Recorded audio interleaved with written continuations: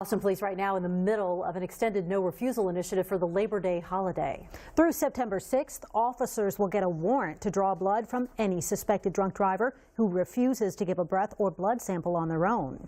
While APD is doing more of these initiatives, one mother wants law enforcement across the area to do more. KVUE's Jenny Lee explains all new at 6 how it could help keep repeat drunk drivers from getting back behind the wheel. Since this picture was taken 4 months ago, Jocelyn Valdez's cut on her nose has healed. Her fractured right arm no longer in a sling, but it's not her physical wounds that haunt her.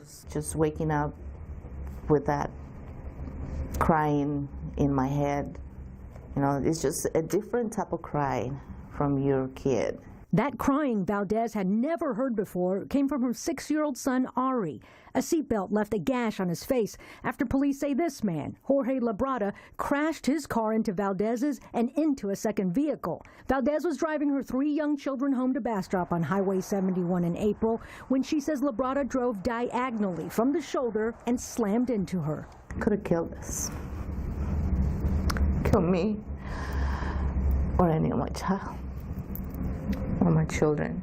It was Labrada's second DWI arrest in a few months' time. His first was in Williamson County in October. In the crash that injured Valdez, police say Labrada's blood alcohol content was 0.185. That's why she and her attorney want more no-refusal periods. Had they done a no-refusal, then he would have been charged for an enhanced offense, and as a condition of bond, he would have had to have had an interlock device. Bonilla says the interlock device would have prevented Labrada from getting into his car and crashing into Valdez.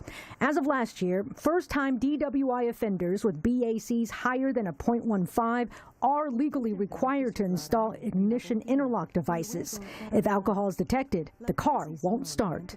Drunk driving is so prevalent that national research shows an average drunk driver has already driven 80 other times by the time he or she gets his first DWI.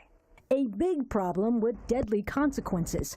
One Austin police try to combat by looking into making no refusal 365 days a year earlier this year. As for Valdez, she still needs arm surgery before she can fully recover. She also hopes she'll stop getting nervous every time she drives past the wreck site, because Highway 71 is the only way she can get home. Jenny Lee, KVUE News. Struck by that 80 number. Austin police expanded its no-refusal program this year. The Williamson County Sheriff's Office and Georgetown Police say they have no plans to start no refusals. We have not heard back from Round Rock Police. We want to remind you, drive a lot.